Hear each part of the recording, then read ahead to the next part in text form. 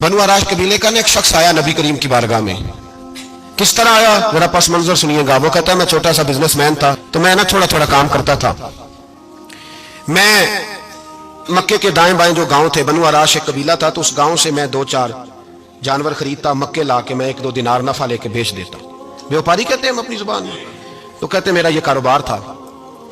एक दफा मैं 2 ऊंट लेके मक्के आया, तो मक्के में मैंने शोर सुना कि यहाँ एक जादूगर है, माज़अल्लाह साहिर है, काहिन है, उसके करीब कोई ना जाए।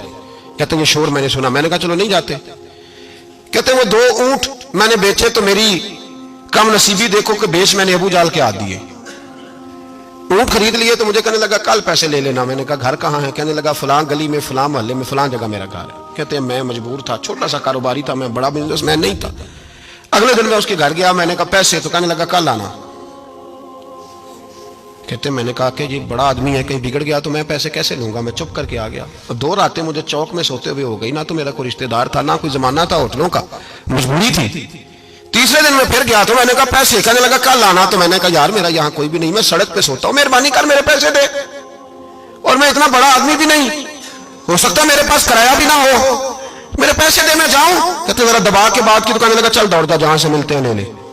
ये ताजर जब डूबते हैं तो ये खुदकुशियां करते हैं, इसलिए कि जिस आदमी की असल जर डूब जाए वो किधर जाएगा बेचारा।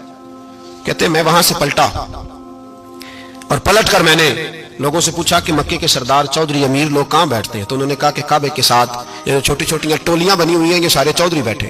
कहते मैं जाके एक टोली के बीच खड़ा हुआ, उसमें अबू लहब, अबू सुफियान, उतबा, उतैबा, शैबा सारे बैठे थे, बड़े बड़े सरदार।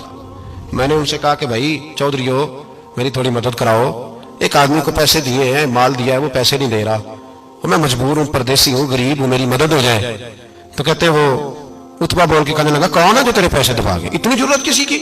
तो कहते मैंने कहा कि अबू जाल नाम है उसका। कहते गर्दनें झोंक गई। कहने लगे तू तो बड़े गुंडे के पास फंस गया, वो तो सरदार है सारे गुंडों का, वो तो नहीं मिलते पैसे, मुश्किल है। कहते मैं कांपने लगा कि मेरे पैरों तो जमीन निकल गई, यार पैसे नहीं मिलेंगे तो मैं तो घर नहीं जा पाता, किराया भी नहीं। कहते उतैबा ने मजाक किया, सामने खाना काबा के साथ टेक लगा के रसूल पाक तशरीफ फरमाते, माज अल्लाह सुम्मा माज अल्लाह, नकले कुफर कुफर ना बाशद। उसने मजाक किया, कहने लगा वो जो बंदा बैठा है ना वो तेरा मसला हल कर सकता है। कहते उसने मजाक किया, बाकी ताली लगा के हंसने लगे। मुझे समझ ना आई, बेचते भी हैं, मजाक भी उड़ाते, पर डूबते को तिनके का सहारा में चला गया। अल्लाह के रसूल वजीफा पढ़ रहे थे तो मैं डरते डरते कि मेरा कहीं ये सहारा भी ना चला जाए, मैं डरते डरते पीछे बैठ गया कि हुजूर फारग होते हैं। तो गरीब आदमी डरता है ना चौधरी साहब बिगड़ ना जाए, तो उसी पस मंजर में मैं डर रहा हूं कि कहीं कोई बात ना हो जाए। फारग होते हैं तो बात करता हूं, लेकिन कुर्बान जाऊं। अभी मैं बैठा ही था, मेरे नबी ने रुख मेरी तरफ फेर लिया। कहते मैं परदेसी था, मेरा कोई अपना नहीं था।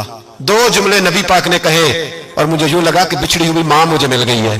2 जुमले नबी पाक ने, पहला जुमला फरमाया भाई परदेसी लगते हो, और दूसरा जुमला कहा परेशान लगते हो। कहते हैं मेरे आंसू यूं निकले जैसे नहरें बहती हैं।